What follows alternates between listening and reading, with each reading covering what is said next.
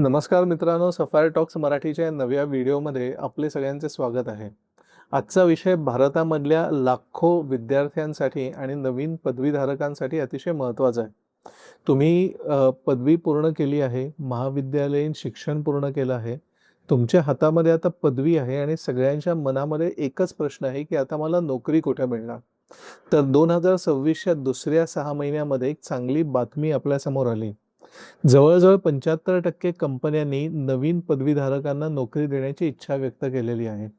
ही संख्या पहिल्या 6 महिन्यामध्ये 73% होती आणि त्याच्यावरनं दुसऱ्या 6 महिन्यामध्ये 75% गेली आहे. म्हणजे 2% याच्यात निश्चितच वाढ झाली आहे. आता काही लोकांच्या मनात विचार येईल, तर बास आता नोकरी पक्की. परंतु मित्रांनो तसं नाही आहे. कारण या बातमीचं दुसरा पैलू पण आहे, या बातमीची एक दुसरी बाजू पण आहे. जवळपास 1/3 कंपन्यांनी नवीन पदवीधारकांना नोकऱ्या देणं कमी केलेलं आहे. म्हणजे एकीकडे आपण म्हणतोय की 75% कंपन्या नवीन पदवीधारकांना नोकरी देत आहेत.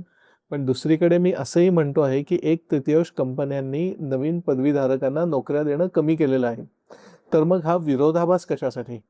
भारतामध्ये नोकऱ्या आहेत का नाही आहेत? नोकऱ्या वाढतायत का कमी होत आहेत?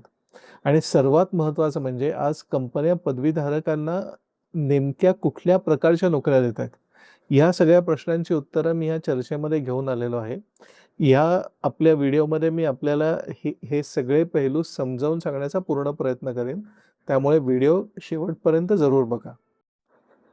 मित्रांनो, भारतामध्ये सगळ्यात जास्त फ्रेशर्सना नोकऱ्या रिटेल, ई-कॉमर्स, टेक्नॉलॉजी स्टार्टअप्स आणि उत्पादन क्षेत्र म्हणजेच मॅन्युफॅक्चरिंग हे देत आहेत. आपल्याला हा मोठा बदल आता लक्षात घ्यायला पाहिजे.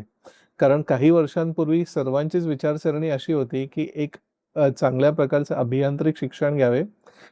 महाविद्यालयातून उत्तीर्ण झाल्यानंतर कुठल्यातरी मोठ्या आय-टी कंपनीमध्ये नोकरी पकडावी. परंतु आता ह्या नोकऱ्या तितक्याशा उपलब्ध नाही आहेत आणि नोकरीचं चित्रच आता पूर्णपणे बदलत चाललेलं आहे. भारतामध्ये उत्पादन क्षेत्राला आता नवीन चालना मिळाली आहे. त्यामुळे ऑटोमोबिल्स, इलेक्ट्रॉनिक्स, टेलिकम्युनिकेशन, लॉजिस्टिक्स या सगळ्या सेक्टर्समध्ये आता जास्तीत जास्त नोकऱ्या उपलब्ध आहेत आणि इथे ह्या सेक्टर्सना नवीन मनुष्यबळाची गरज पण लागते आहे. दुसरीकडे आपण समजा विचार केला तर ई-कॉमर्सनी भारतामध्ये खूप मोठी झेप घेतली आहे. आपण आता अगदी घरी बसून ऑर्डर्स देतो आणि त्या आपल्या घरापर्यंत पोहोचवल्या पण जातात. म्हणजे तुम्ही विचार करा, की आपण फक्त एक बटन दाबतो. बटन दाबल्यानंतर कोणीतरी वस्तू साठवून ठेवलेली असते. तिथे मागणी आपली नोंदवली जाते. त्या वस्तूचं नीट पॅकेजिंग केलं जातं आणि ती आपल्या घरापर्यंत पोहोचवलीच जाते आणि एवढंच नाही तर शेवटी आपल्याला वस्तू मिळाल्याची पोचपावती पण मिळते. म्हणजे एक गोष्ट इथे आपल्याला लक्षात घ्यायला पाहिजे, की ह्याच्यामागे खूप मोठी यंत्रणा आहे. म्हणून नवीन पदवीधरांना एक गोष्ट लक्षात घ्यायला पाहिजे, की पूर्वी जे आय-टीमध्ये जेवढ्या नोकऱ्या उपलब्ध होत्या, कदाचित तेवढ्या नोकऱ्या आय-टीमध्येच फक्त मिळणार नाहीत. आपल्याला एक गोष्ट लक्षात घ्यायला पाहिजे, की नोकऱ्या नाहीशा झाल्या नाहीयेत, परंतु नोकऱ्यांचं स्वरूप मात्र निश्चितपणे बदललेलं आहे. आता आपण एका महत्त्वाच्या विषयाकडे येऊया. तो विषय म्हणजे आय-टी सेक्टरमधल्या नोकऱ्या. आत्ता समजा आपण बघितलं तर आय-टी सेक्टरमध्ये किमान 10% नोकरी देण्याचं प्रमाण वाढलेलं आहे. परंतु याच्यामध्ये चिंतेचा विषय असा आहे, की पूर्वी जे नवीन पदवीधारकांचे प्रमाण ह्या संख्येमध्ये 32% होतं, ते आता घटून 24% वर आलंय. तर तुम्ही म्हणाल, की आता हे काय गणित आहे? एकीकडे आय-टी सेक्टरमध्ये नोकऱ्या देण्याचं प्रमाण 10% वाढलंय. परंतु नवीन पदवीधरांना नोकऱ्या मिळण्याचं प्रमाण 32% वरनं 24% वर आलंय. तर याचं सगळ्यात महत्त्वाचं कारण म्हणजे आर्टिफिशियल इंटेलिजन्स म्हणजे कृत्रिम बुद्धिमत्ता. आता झालं असं आहे, की पूर्वी जे बेसिक लेव्हलची कामं करण्यासाठी आय-टी कंपन्या फ्रेशर्सना नोकऱ्या द्यायचे, त्या नोकऱ्या आता हळू कमी होत चालल्यात आणि आय-टी कंपन्या नवीन पदवीधारकांच्या ऐवजी तिथे आर्टिफिशियल इंटेलिजन्सचा उपयोग करून तीच कामं कमी पैशामध्ये आणि जास्त जलद गतीने करतायत. त्यामुळे पूर्वी आपल्या मनामध्ये असायचं, की आपण चांगली पदवी मिळवूया, इंजिनिअरिंगमध्ये असेल तर उत्तमच, चांगले मार्क मिळवूया आणि आपल्याला कुठल्यातरी आय-टी कंपनीमध्ये निश्चितच नोकरी मिळेल. परंतु आता हे समीकरण पूर्णपणे बदललेलं आहे. तुम्हाला आता मोठ्या आय-टी कंपनीमध्ये कुठल्या नोकरी करायची असेल, तर तुम्हाला पदवी आणि चांगले मार्क तर हे लागणारच आहेत. परंतु तुम्हाला वर्क एक्सपिरियन्स, त्यानंतर कुठला चांगला प्रोजेक्ट केलं असणे आणि आर्टिफिशियल इंटेलिजन्सवर चांगली पकड, या तिन्ही गोष्टीसुद्धा तुम्हाला आता लागणार आहेत. मी आताचं जे समीकरण आहे ते असं आहे, की पदवी घ्या, कौशल्य मिळवा, कुठला तरी चांगला प्रोजेक्ट करा, नवीन तंत्रज्ञानावर तुमची पकड वाढवा आणि मग कुठल्यातरी आय-टी कंपनीमध्ये इंटरव्ह्यूसाठी जा. परंतु नुसतीच पदवी आहे हे आता पुरेसे नाही आहे. पदवी महत्त्वाची आहे, चांगले मार्क महत्त्वाचे आहेत. परंतु आर्टिफिशियल इंटेलिजन्सवर पकड आणि कामाचा पूर्वानुभव या गोष्टी आता तितक्याच महत्त्वाच्या झालेल्या आहेत. मित्रांनो, आत्तापर्यंत आपण चर्चा केली त्या चर्चेचा आपण सारांश बघूया. पहिली गोष्ट म्हणजे 75% कंपन्या अजूनही नवीन पदवीधारकांना नोकरी द्यायला इच्छुक आहेत. याचा अर्थ की बाजारामध्ये संधी निश्चितच उपलब्ध आहे. दुसरी महत्त्वाची गोष्ट म्हणजे जवळपास 1/3 कंपन्यांनी मुळातच नोकरी देणं कमी केलंय.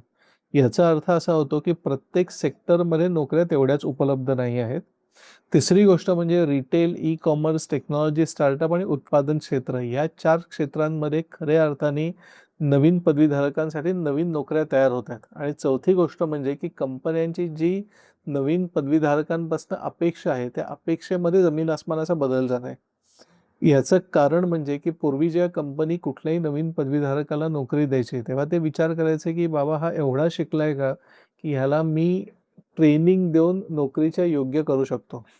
परंतु कंपन्यांचा विचार आता बदललाय. कंपन्या विचार करतात की आता हा माणूस जो मी आता नवीन पदवीधारक जो मी आता नोकरीवर घेतोय, तो आजपासूनच प्रॉडक्टिव्हिटी देऊ शकतो का? तो आजपासूनच माझ्या उपयोगी पडू शकतो का? तर कंपनीच्या ह्या बदललेल्या विचारामुळे आता पूर्ण समीकरणच बदलून गेलेलं आहे. भारतामध्ये नवीन पदवीधारकांना नोकऱ्या निश्चितच उपलब्ध आहेत. परंतु त्या नोकऱ्या मिळवणं आता पूर्वी इतकं सहज राहिलं नाहीये.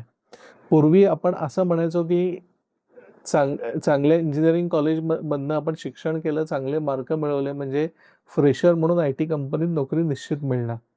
परंतु आता सगळ्याच नोकऱ्यांमध्ये आणि आय-टी कंपनींमध्ये त्यापेक्षाही जास्त आता जे समीकरण असं आहे, की तुम्हाला चांगले मार्क आणि चांगलं कॉलेज तर पाहिजेच आहे.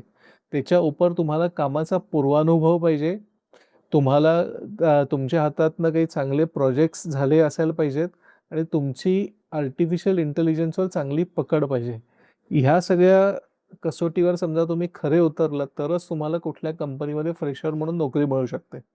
तर मित्रांनो, हा व्हिडिओ मी इथेच थांबवतो. हा व्हिडिओ तुम्हाला माहितीपूर्ण वाटला असेल तर व्हिडिओला लाईक जरूर करा. आमच्या चॅनलला सबस्क्राईब करा. हा व्हिडिओ जास्तीत जास्त फ्रेशर्सपर्यंत आणि जास्तीत जास्त विद्यार्थ्यांपर्यंत जरूर पोहोचवा. म्हणजे त्यांना नोकरीबाबत काय अपेक्षा ठेवायच्या हे त्यांना पण कळेल. आणि अशाच व्हिडिओसाठी, माहितीपूर्ण व्हिडिओसाठी आमच्या चॅनलला सबस्क्राईब करायला विसरू नका. आत्ता तुमचा निरोप घेतो. जय हिंद, जय भारत, वंदे मातरम.